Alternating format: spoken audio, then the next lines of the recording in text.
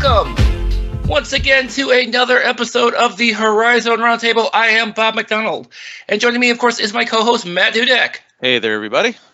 Matt, you can find on Twitter at Horizon Matt. You can find us on Twitter at HorizonRT. You can find us on the web at HorizonRoundtable.com. You can find us on Facebook as well at Horizon Roundtable. And be sure to subscribe to us wherever podcasts are found. And Matt, it is a IUPUI won. They won. They won pretty convincingly, too, by the way. A new day in the Horizon League. So, I wanted to start out with them because, and everybody's probably like, why are you starting out with IUPUI? They're not in last place anymore. They're not in last place. I mean, they might be in tie for last place, but we've been talking about for like a couple weeks now. We talked about it last episode. Who do you not want to, out of that matchup? IUPUI or Green Bay? Who are you going to take? Yeah. You don't want to play IUPUI. Ask Milwaukee. We'll talk about that in a minute. But definitely not, Green Bay. I didn't realize how downtrodden the situation was at Green Bay, but if for as bad as it has been, apparently it's actually worse than I thought. Oh? Yeah, they only have 9 players. Oh, yeah, there's some...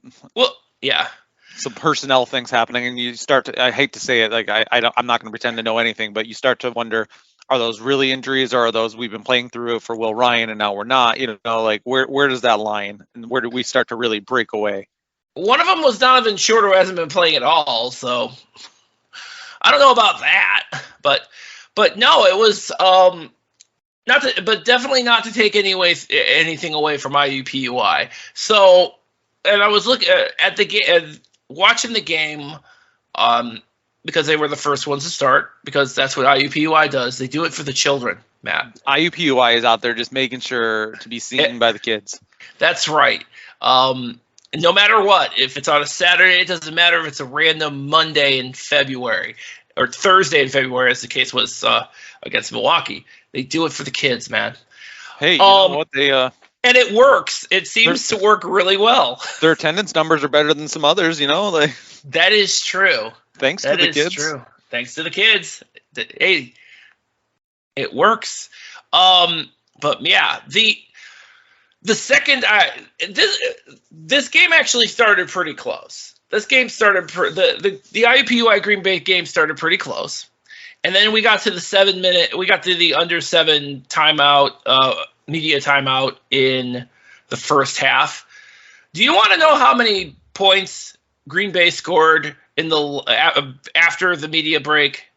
Less than 5. 1. They scored 1 point. Hard to win games that way. If it was IUPUI was up by 6 at halftime. So if this was any other team, because make no mistake, IUPUI still has some work to do. Very obvious. Oh, sure they do. They know that. But make no mistake, if this was Youngstown State, they would have been up by like 30 at halftime. Just basically running all over them, and we might actually see that a little later on. We might see that in a couple weeks. But yeah, they scored 1 point. I had to look that up. I thought I was crazy. IUPUI held them to a single point. So whatever's going on offensively for IUPUI, and there is a lot still. The defensively, they definitely have the defensive part down. It was just defense. Which we've seen in the last few games. They haven't been able to kind of get over the hump to get the win, but we've seen the building up basically. And it all culminated into a 15-point win. It wasn't even close. It was a 15-point win. Comfortable. Yes, absolutely. Well, and we talked about it on the podcast, I think it was last week, and I talked to Matt Crenshaw, and Matt Crenshaw had told us his team is getting healthier. And yes, they were playing Green Bay. They were probably the favorite and all those things, but don't miss out on the fact that you had the other twin back. Ahmad Gerard. Ahmad came back. Chris Austin, who was out for the Cleveland State game, also came back. He was also back. I guess it was only like a 1-game thing because he was back for Milwaukee. So, but yeah. I mean, IUPUI got a second ball handler. in that game. Yes, and that makes a difference. It takes some pressure off of Counter, who we've seen. And Counter was in foul trouble the whole game too. Counter was in foul trouble. All the bigger reason that you had a second ball handler, like that, it helps because they struggled. I mean, their starting point guard's out all season, so like you're already scrambling a bit. Counter's not a point guard. No one's pretending he is, but he's playing the role. So getting the twin back there to handle the ball, that helped. Absolutely. I would be remiss if we didn't mention Vincent Brady. Yeah, we should at least acknowledge that. All right, so in the broadcast, I love Greg Straw. Friend of the show. Love him. Friend of the show, but he mentioned, and I can't. He actually, I heard him try to make a comparison of Cade Meyer to Loudon Love. I heard that. I wanted to not hear that, but I heard that. And then like 5 minutes later, Cade Meyer gets posterized by Vincent Brady. It's all over Sports Center.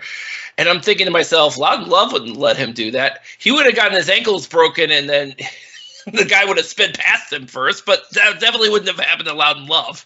I'm trying, again, Greg Rakestraw's great, so I'm trying to find the angle of where he was headed with. I mean, tall white guy, but I mean, Greg's better than that, so I'm not sure where he was at with that. I think the size thing. I mean, he's a bigger body. Well, no, I think the other thing too is in that game, Cade Meyer was basically the only guy doing anything.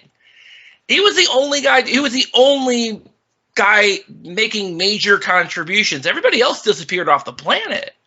So I could see why he would have said that, because Cade Meyer was the only one producing, and that matchup between him and Chris Austin. Incidentally, didn't think that was going to be a thing in that game, but it was. Cade Meyer was winning that battle, and then he just ran out of gas. Well, I think that was why we did not see him, because there were stretches where we had Brock Hefner on the floor instead of him. The rotation thing was kind of weird to me, and I'm guessing it's because they only had 9 dressed, and one of them I think was Donovan's brother Zane. And I guess, when you're shorthanded, you're missing your regular rotation. You're dealing with everything to do. I actually do feel bad for Green Bay, and I've always said, I know I have a reputation this season as a Green Bay hater. That's not true. They just needed to make the change. I appreciate that they made the change even as early as they did, and it's going to be tough sledding from here. But what do you say? That's a hard situation, and I recognize. It's no different than when we recognize that IUPUI is in a full-on rebuild, and it's going to be rough for a minute, and it has been. It's been real rough. But oh, go ahead. No, and I do not think this is going to be the last. I don't think this is going to be the last win for them this year. I truly think somebody else is going to be. They're going to beat somebody else. Well, and here's the thing: they've played everybody real tough recently. We talked about that recently. You know who else they played really, really tough this week? Milwaukee, yeah. They scared the hell out of them. That's right. IUPUI in front of the kids. By the way, we were incorrect. We were corrected earlier in the week that it wasn't just the high school kids. It was kids from the Indianapolis public school. So there were elementary kids. You could hear it too, because I did actually get a chance to catch at least the first half of the game. And yeah, those kids were just. I mean, they were into it too, so it's like, congratulations! You may have lost, but you might have gotten an IUPUI fan for life there. I was into it. I'm not gonna lie, I wasn't working. It was great. It was. It really was. Game. But yeah, and this was a good test for Milwaukee because they were having issues. BJ Freeman was in foul trouble that entire game. That he was in foul trouble that entire game. So they had to find another option. And good thing they did, or that could have been a very, very major upset. It was a 2-point game with 9 seconds left. Okay. Exactly. So that is, that you are correct. And that is, it had not been for some late game, clutch defense, I think that would have been a different story. It was. I mean, like I said, it was a great game. It was a lot of fun to watch. Really, just an enjoyable game. It was a pretty well played basketball game. A little ugly at times, but the Horizon League always is. You know what I mean? Like, yeah. I mean, solid basketball. I mean, they did not have BJ Freeman only played. He had 4 fouls that game. So he's limited to 10 points. So somebody else had to step up, and man, it was Kentrell Pullian's the guy who came through. I mean, him and Ahmad Rand.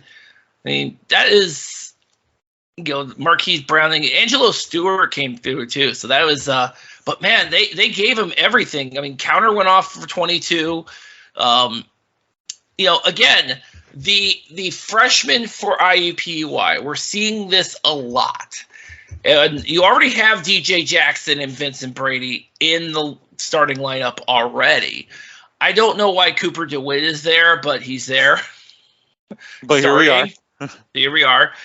But you're also getting you're getting Armand Gerard off the bench. Now you're getting Ahmad Gerard off the bench. So there's 4 freshmen right there. And yeah, in fact, they usually are good for like 20 turnovers or whatnot. They actually only committed 16. I mean, it's still not great. But again, most of your turnovers are coming from a guy who shouldn't be playing point anyway. He's only there because of the circumstances. So, but yeah, that's what happened.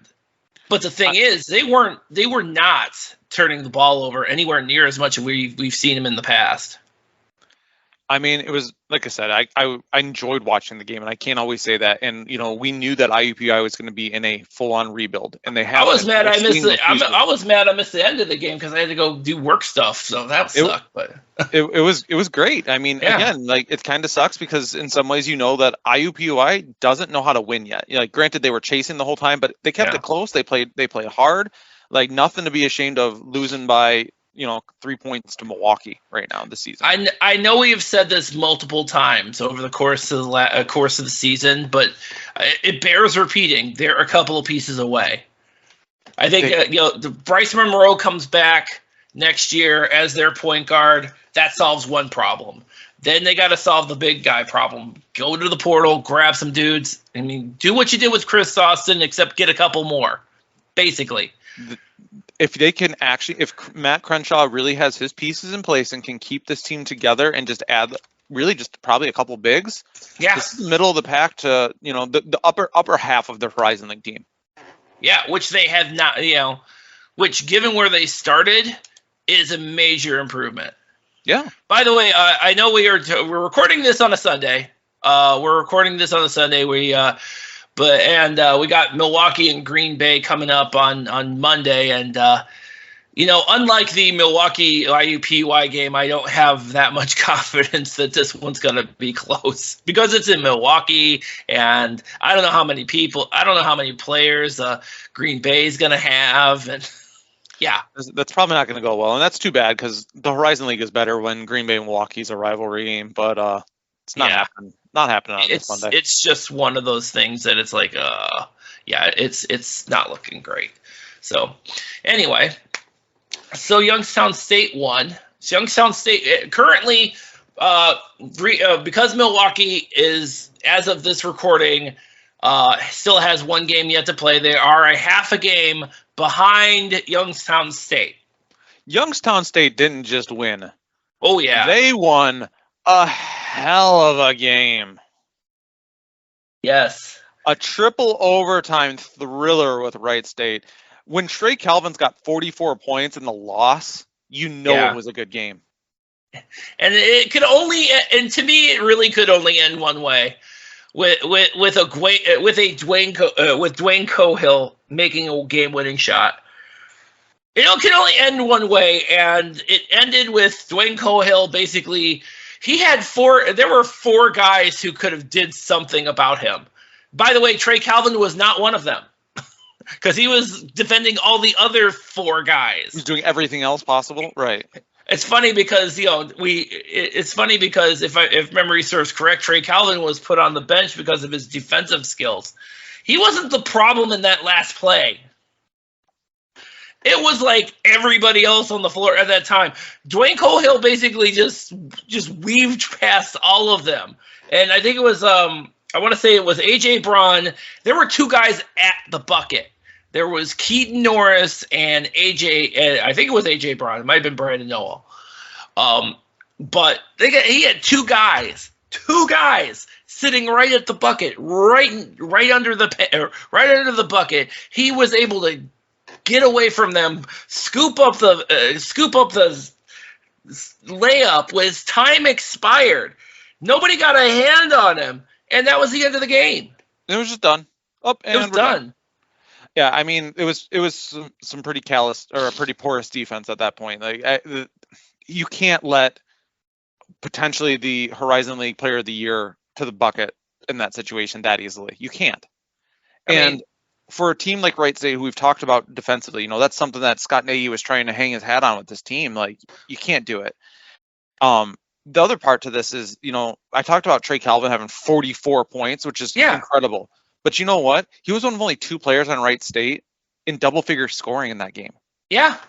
Like, where is the contribution? Hey, this is again going to sound like Matt being a hater. I know I get that, whatever, that label, but Amari Davis played 5 minutes, had 2 points in a triple overtime game. He was good for 5 minutes. That's a problem. Is he hurt?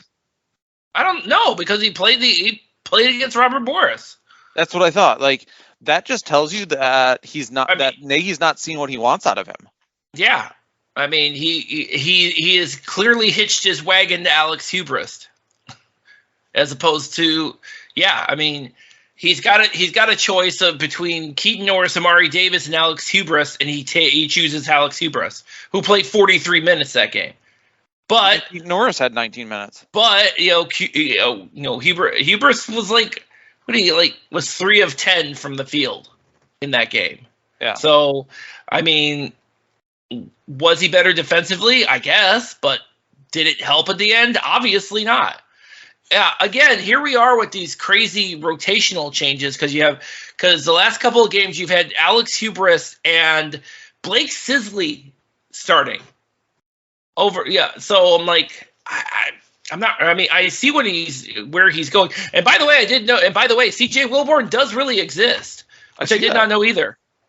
That's a possibility at least. So C.J. Wilborn decided. Yeah, if he has some extra eligibility, I have this very strange feeling he's transferring. Just throwing that out there. Possibly. The thing with Youngstown State, and this is important, is that, again, to your point, on the flip side of Wright State, and by the way, this is, and funny enough, Wright State didn't have this problem. They almost had this problem, but they almost had this problem against Robert Morris, which we'll talk about in a minute. But when you look at Youngstown State, Dwayne Cohill didn't even leave his own team in scoring. He had 19. He wasn't even the first or second highest scorer. You know who the highest scorer was against Wright State? I do know, but if you want to tell, go ahead. It's Adrian Nelson. Adrian frickin' Nelson, who, by the way, Adrian Nelson was on triple-double watch in that game with the third category being steals. 6 steals. He had 6 steals in that game. Adrian Nelson for the week averaged a double-double, and if you don't think he's being considered for Horizon League Player of the Week, you must be insane, because that's the kind of week he had. We'll talk about him against his former team in a moment, but yeah, he had 27. Malik Green had 24. And then you get to Dwayne Cohill, and then you get to Brandon Rush. But again, it's that balanced attack that Youngstown State has, and they can kill you with anybody, and they do kill you with anybody. And Adrian Nelson was able to do what he was doing when he was in Northern Kentucky, basically out-rebounding everybody on the other team. It's what he does, and he's really except with the exception of Brandon Noel. Brandon Noel actually did get as many rebounds as Adrian Nelson did. It was 15, but Youngstown State is a dangerous team, and we knew that going into this season, and we're seeing that. I mean, this Wright State team just can't seem to get wins, but I still don't think they're a bad team. You know, like I feel they pass the eye test in so many ways, but their record doesn't say it. But nonetheless, we have Youngstown State pulling it out. Which incidentally they proved against Robert Morris, although they coughed up a 14-point lead. They coughed up a 14-point lead, and they probably shouldn't have done that. But they did win. They coughed up a 14-point win, but they won by 15. Make it make sense. Yeah, they had a moment, then they had another moment. You know, like, and make it make sense. Robert Morris, make it make sense. Like, yeah, we can't get consistency. Like, Robert Morris probably should have beaten Wright State then, based on what we've seen. Absolutely, statistically. But at the same time, no, Wright State pretty handedly took care of business there, which is good at coming off of that loss against Youngstown. But once needed to. I'm sorry, I was incorrect. Once again, not a lot of Amari Davis. He only played 6 minutes. He's in that proverbial doghouse, it seems. Or, you know, But how do I say that? Early in the year when he was announced there, I wasn't as excited as some, and I said, I was one of them. Scott Nagy is really big on shooting and defense, and I'm not sure that Amari Davis can do those things, much like apparently Alex Hubris. Well, I was going to say much like Dennis Gates is big on those things, which is why Amari Davis left Missouri, probably, it seems. Although if you've looked at Missouri lately, they are all about the offense now. Wow. Dennis, like I said, I think like I said, I was thankful that Dennis Gates left the defense at Cleveland State, but I think he didn't take a little bit of that with him. Hey, sometimes you just gotta outscore your opponent, I guess. That he's just killed. Yeah, but no, I get that. But yeah, this weird rotational thing once again, where you have, you know, Hubris has now whatever happened, you know, it appears that Alex Hubris is now the starter over Amari Davis, now over Keaton Norris, who was also starting, and the rotation at that spot seems to be, you know, Hubris and occasionally Keaton Norris and occasionally and Andrew Wellage, and yeah, it's a weird thing. And again, Blake Sisley, the guy only plays like 8 or, you know, anywhere from 5 to 10 minutes, but it's the Chris Conway situation from last year. It seems like where he's starting, but he doesn't spend a lot of time on the floor. And I don't know if that's a statement. And I don't know if that's a statement. Nagy's trying to make a statement to AJ Braun, because that's who he's replacing in the lineup. But that's what's happening. Or Braun just more comfortable getting, you know, seeing the full game. You know, like there's something to be said for that.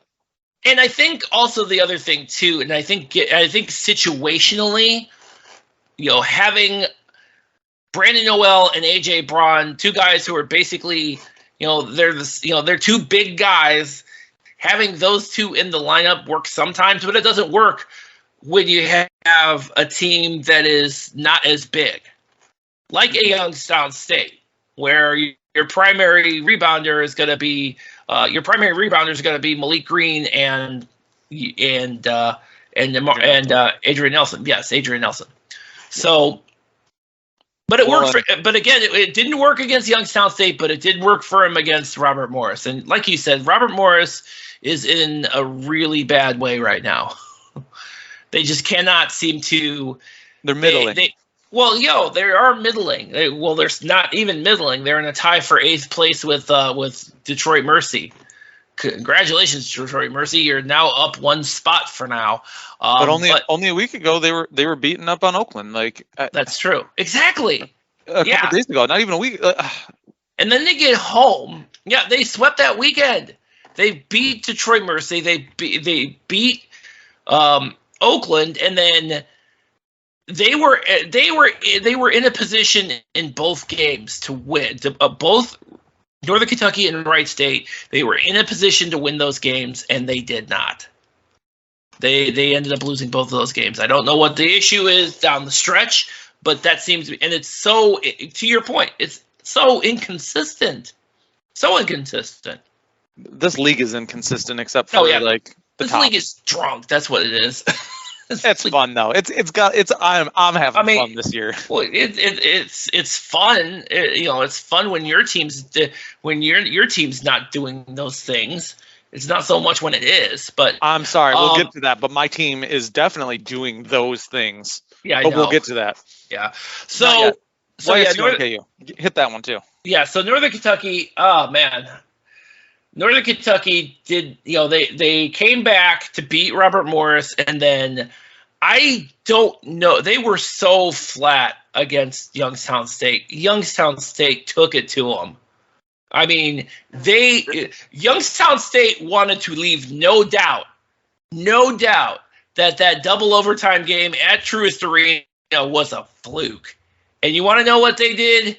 Proved it was a fluke. Because they did. And again, Adrian Nelson, another monster game. Double-double. I feel that was in these games. It feels like he had something to prove, and he certainly proved it to me. I mean, he was the player of the week. He's got to be. But again, I mean, and they neutralized Marquez Warwick too. That was a major issue for them. Marquez Warwick only scored 6 points. And he was on the bench for like the last 5 minutes of that game. Good, of course it was, because at that point, even Darren Hard knew the game was over. At some point, you accept that and get some people some minutes and try to get out without any injuries. Further complicating the issue. Yeah, exactly. So yeah, it's like, and again, Dwayne Cohill did not have he scored 15, but again, where. This is what makes Dwayne Cohill so valuable, that in spite of him not being the top scorer, he finds other ways to contribute. In this case, he had 6 assists against Northern Kentucky. So he basically said, "Okay, you guys want to come and make sure I don't score? I have the pieces. There's a lot of we'll get to them. Detroit Mercy. Yeah. It's basically you shut down Antoine as best as you can, and you say you dare somebody else to beat you. You can't do that with Youngstown. No." Exactly. So Dwayne Cohill sits over there saying, you know what? You're not going to let me score? Here, Brandon Rush, score. Here, Adrian Nelson, score. Malik Green, you need a hookup? There you go. And that's what he did. That's exactly what he did. They have the pieces. Yeah. And now they're, now they are 19-6 in the 19-6 overall, and have a half game up. They're a half game up in the conference, at least until the seemingly inevitable, and if I'm wrong, you all can laugh at me, but I don't think you're gonna win against with Milwaukee against Green Bay. Tell you what, if Green Bay beats Milwaukee, that's like emergency podcast territory, and probably have a guest from Green Bay to tell us how stupid we are. Yeah. So Jim Saro, if you're available, yeah, I think that would be an appropriate one. I think you'd be an appropriate guest for this particular occasion. Just throwing that out there. You get to come on, and we will listen for half an hour and tell you we were wrong about Absolutely. that game. We will be totally wrong. We will totally eat the crow. You just tell us how you want us to cook it. That's about it. Not only will we eat the crow, Jim, if you're listening, here's my deal. This is me, Matt talking, not even the Horizon Roundtable, not Bob. I will buy you a 6-pack of your favorite beverage. You choose it. We're doing that. Challenge. Okay. All right. Tell me anything. There's no deal. I'm just letting you know that those were the things that we would owe you. There you go. So there is a lot on the line in this game, and we're probably not going to see the like I said, we'll talk about this next week when next week's going to be so weird because of the Super Bowl and all that crap, and I don't even really care. This week was nice. I felt like the games just laid so much nicer, and I really appreciate that. Yeah, but we got to have the Friday games because ESPN and all that shit. Yeah. Do we though? Yeah. Do we though? I mean we don't yes, really. But, Yes, but at the same, do we really? I don't know. I guess. Do we need 3 games on the docket for next Friday? I don't know. I mean, the TV game is gonna be, and it can't even be. Yeah, the sad part is it can't even be. Yeah. So you see, this is the problem. It's gonna be Northern Kentucky and Wright State. So you had Purdue Fort Wayne, done a little better. Your choices were Youngstown State, I think was. Or is it Robert Morris and Cleveland State? I mean, either way, I'm not sure. Either of those 2 games are going to be So they went with Northern Kentucky. They went with the rivalry game again. That's what they did. I'm like, okay, fine, fair enough. I'm not offended. No, it's fine. I can make it work. We can make it work. Oh man, you know what? Holy cow. Okay, this is why you know this is a road game, by the way, for IUPUI, because it's a 7:00 game. I didn't even need to see who was hosting. I didn't even need to see who the host was to find out, oh yeah, it's 7:00. It's definitely not in Indianapolis. It's way past the kids' bedtime. Their new fans are going to be so disappointed in that. I know. So hold on, but we're jumping to looking ahead. We still have a couple more games that we haven't talked about. We have a whole. Yeah, that's because I'm trying to avoid it. That's why. Yeah, I know. That's why I'm reeling it back in. So let's start with the bad for both of us. You know, it's sometimes all right. Good news or bad news. I'd like bad news first. So last episode, you know, we were talking about Cleveland State, and we were really looking at it and like saying, you know, there just seems something. It's not, since they're like at the, you know, they were, you know, in the 4-way tie for first place, but it didn't seem like there was like all the way there. And yeah, so we were just waiting for the other shoe to drop. On Thursday, Antoine slapped him with one of the shoes, and then on Saturday, Trey Townsend slapped him with the other one. It was brutal. If you're a Cleveland State fan, you're just like, Jesus Christ, that was the worst. Well, let's because it's really two different games. Let's start with the Detroit Mercy game for y'all. Okay, so the worst game. I thought that was the worst game they played all season. I mean, they clearly left their ball handling in Cleveland because it wasn't in Callahan Hall. They coughed up on the ball 20 times, which they never do, and they were awful. Meanwhile, Antoine Davis is going off. Antoine Davis goes off. You talked earlier about Antoine Davis finding somebody besides Antoine Davis to score. They didn't need him that game because Cleveland State played so god awful. Yeah, but they still got those pieces. They did. Yeah. And Detroit, to Cleveland State's credit, they did get close, but then they put it in another gear, and that was the end. I mean, Antoine went off for 35. You know, Jared Liddell, who clearly must have heard last episode, he went off for 17 and 8. He's getting healthier, which, you know, good. I'm glad for that. I mean, you got 12 from AJ Oliver, 10 from Demezy Anderson. I mean, but I gotta say, I mean, I thought for sure Detroit Mercy was going to cough that game up because Cleveland State got back into the game. But then, of course, and then they didn't. And then thud. Thought about it. Never mind. So mad about that. I mean, Jesus, that was the worst. So yeah, I wasn't very happy about that game. And so imagine my glee when Cleveland State goes up 16 on Oakland, and I thought for sure this is the moment they're going to stay within striking distance. And oh, by the way, had they won that game, they would have been at least 3 games clear of the teams that were. Oakland would have been 7-7 with Purdue Fort Wayne and eventually Wright State. We'll talk about Purdue Fort Wayne this week too, because if anybody had a worse week than Cleveland State, it was, well, at least part of the week. They were so close, and then somebody took the foot off the gas. So, I don't know. You were at the game. What the hell happened? I don't know. And I don't often get to say that, but like, I will admit, I try to be very honest with people to the point where people think I'm lying. Honestly, I had already been asked what players we might want to speak to. That they were down 16 with a couple minutes left. Uh-huh. And we were asked, which players do we want? Cool. So we asked for Blake and Trey, and it was kind of a toss up because no one was having great games, and just like, sure, I guess. We've talked to Jalen a lot in these press conferences, so cool, give him a day off, great. And I wrote up all my questions for the players, like game was over, and then it wasn't. And you just kind of started to feel. I mean, Jalen Moore's done this before, where it's just like, you put him on their back. NKU knows, like. But not only was it Jalen Moore kind of leading things, Blake Lampman was. Yeah. Okay, and the Blake and I things are well documented. And by that, I mean, I don't find him to be the shooter that everyone has always portrayed him to be. And that's my only issue with Blake. I think he's a smart dude. He's a great athlete, and he works really, really hard. And I believe those things. And the truth with Blake Lampman is Blake Lampman shouldn't be playing basketball right now. And I don't mean that because of athletically. I mean, he is hurt. If you haven't seen an Oakland game, look at the leg brace on Blake's knee. Dude should have had surgery a couple weeks ago when this happened. But dude looks like a cyborg with that knee brace. My understanding is it's one of those injuries where basically you're not going to hurt yourself anymore, so we'll deal with it later. And if you can play through the pain, you play through the pain.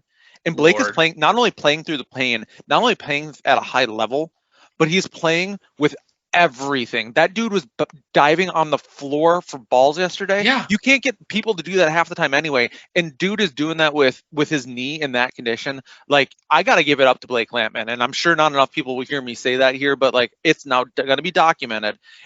And I asked him, I started my question to him yesterday because he shot pretty well. I think he was 5 of 9 yesterday. He was 5 of 9 from 3-point land. Yeah. I started my question to him with kind of a nod, a little smile between us of shooters make shots and today you make shots. Like, and he did. Yeah. But that quickly turned into, the team and everything, saying the right things. And again, smart dude, I get that. But like, he made shots. He played hard.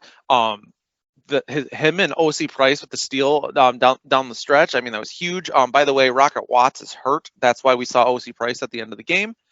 We got that out of Greg Campy in that press conference. Rocket Watts hurt his ankle in the pregame shootout or shoot round.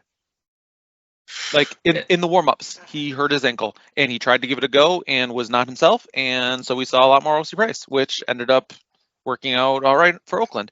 As far as what happened, I don't know.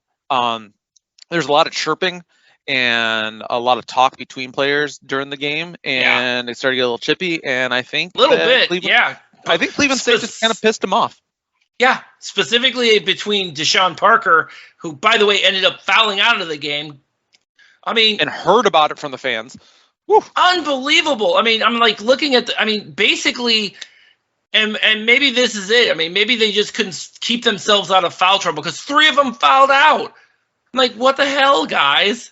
There was so much conversation about, it was unfair and uncalled poorly. I've heard that from some Cleveland State fans. I never got that impression watching the game. No, I didn't either. I don't know what you guys are talking about. They just lost. I don't know, somewhere was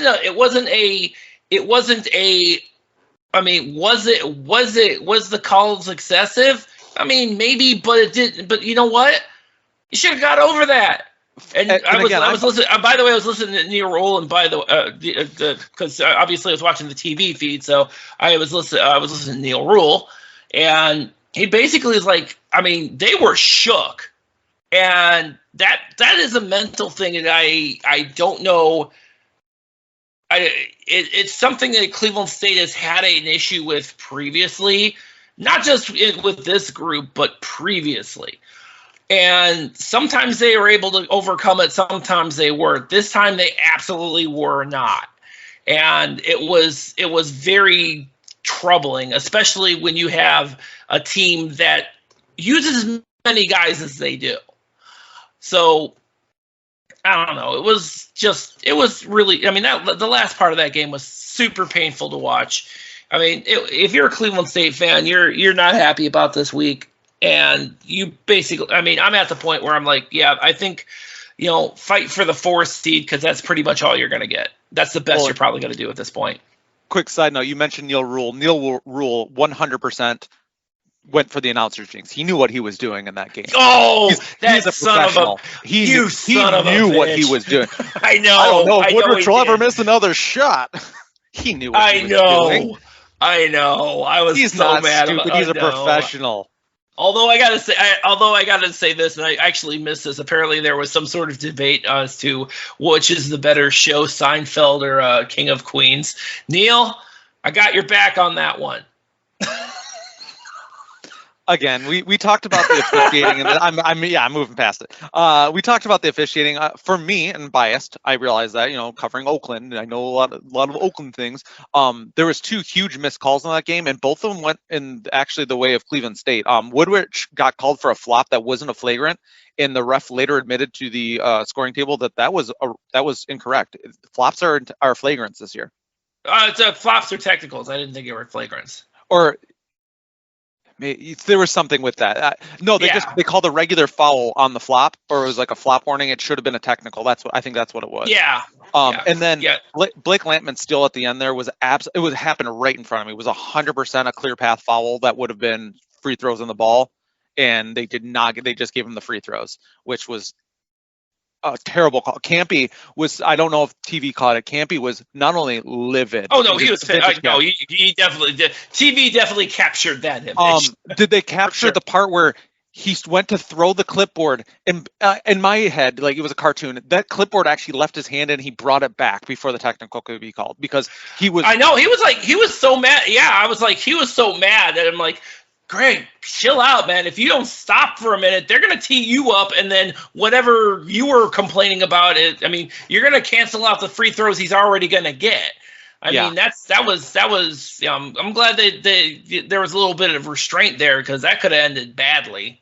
Because he was so mad. I'm like, oh, dude, chill. I mean, obviously I'm a Cleveland State fan, but I'm like, Greg, chill. And we talked last episode trying to bring this all back here about officiating, all that. I don't feel it affected the game. I will say that you blew a 16-point lead. You can exactly be good enough that the refs are not a factor. And incidentally, and had they called that clear path, which they could have. I mean, that's on you. You did that. That's not. That was an obvious foul. You're lucky it didn't. You're lucky they didn't call a clear path. But all that said, the officiating, if I could speak the rest of this, the officiating in the Oakland Purdue Fort Wayne game was not great, and it had nothing to do with the score. That game, that was a Purdue Fort Wayne win. But there was, you got your 3 officials, and attending. I kind of got to watch this. The 3 officials were not on the same page. 2 of them were on the same page, and the third one turned that into a show about him. It was awful, and it didn't affect the score, but you just kind of saw it playing out, and you're like, this dude needs to be seen today, clearly. Like, but why? I don't know, man. I don't know the refs well enough to even call him out, but I tweeted about it. If you're really curious, you go back and find it. But like, he made that game about him from an officiating standpoint. It was terribly called.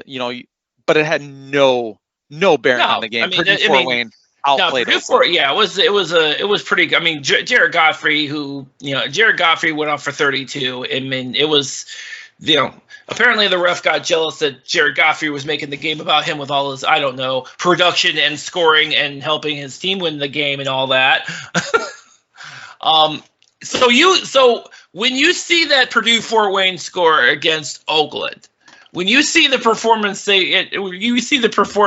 Purdue Fort Wayne had against Oakland, you really honestly thought they were going to be able to go into Callahan and basically shatter whatever dreams of that Detroit Mercy was going to have about getting out of near the cellar of the standings. And good Lord, what the hell happened? They lost by 33, and I'm pretty sure it wasn't even as close as the final score indicated. You know what happened is we last week said that Detroit Mercy just wasn't very good, so clearly they just had to prove us very wrong. That's what happened. Clearly, it was wow. Again, it was just bad. It was horrifying. They put an absolute beatdown on Fort Wayne. They could not get anything together. It was really bad for them.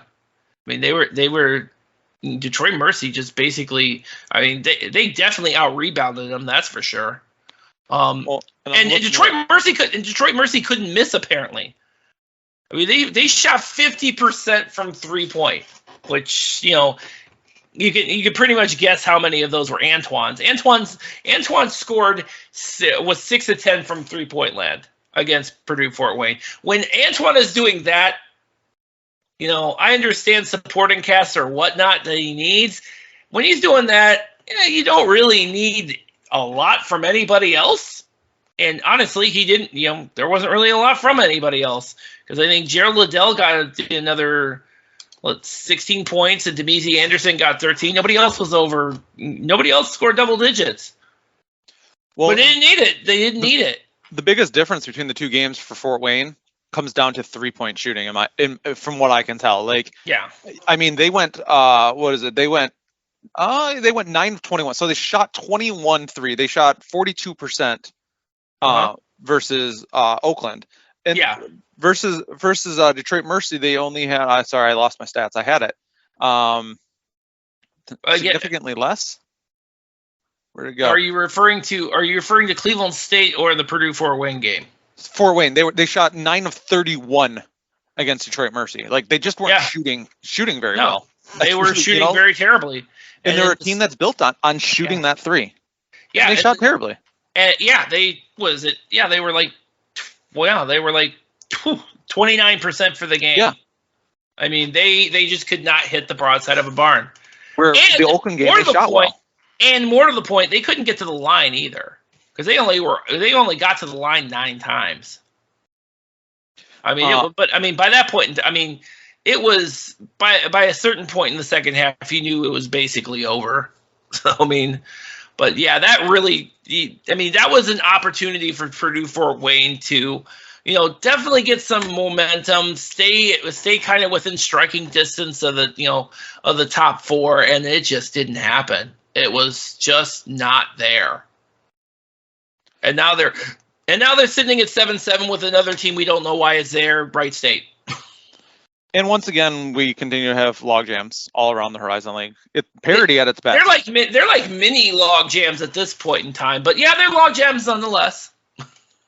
Here we are, see what this next week brings. One thing I just want to hit on super quick. Sure. Related to all this, something to keep an eye on, and we don't have a lot of information on it as far as I can find. AJ Oliver for Detroit Mercy was on crutches by the end of that game. Looks like he did something to his foot, ankle, something like that. So that's something that's, as Detroit Mercy had a really good week, something to keep an eye on that, on their health. Here we go again. Once again. Oh, man. Detroit Mercy just can't stay healthy. Something. I mean, who is healthy in this league right now? Everyone's hurt. We're in February. Yeah, that's true. It's time, and yeah, we're gonna find out who. Yeah, you're right. You're absolutely right.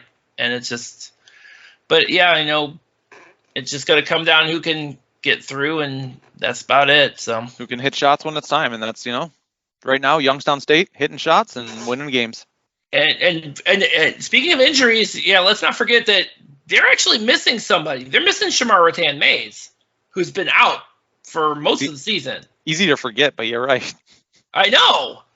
It is, because, not most of the season, just the last month or so, he's been out. But again, Youngstown State is so stacked lately. It's like, it's unfair to say, but yeah, you kind of don't notice. Same way I didn't notice that I'm not seeing, same way I noticed William Dunn only playing, the last couple of minutes with the rest of the bench. And I'm like, wasn't he starting last year? Yeah. But you could say that a lot about, very interesting how next year is going to look like for them. But anyway, I think it's gonna wrap it up for us, man. I think we packed a lot in today. I think it's a lot. Absolutely. Another big week coming. It's always a big week. Another big week with a lot of scattered games, and I don't know the recording for next week's going to look like, because of, but we'll figure it out. But till then, horizonroundtable.com. Jaguar guy gonna have a write up on the IUPUI game, so that's gonna be great. He talked to Matt Crenshaw and all that good stuff, so that's gonna be great. I'm looking. I already read it. You guys are definitely not gonna want to miss that. Along with all the other stuff we got coming out. Actually, we dropped that Adrian Nelson and Chris Brandon comparison matchup thing with Larry Wickel. We posted that on Saturday morning before the game. It looked really good too. But yeah, so HorizonRoundtable.com. You can pull us. We're wherever podcasts are found. You can pull us up wherever on your Amazon or Google devices. So until next time, thank you all for listening.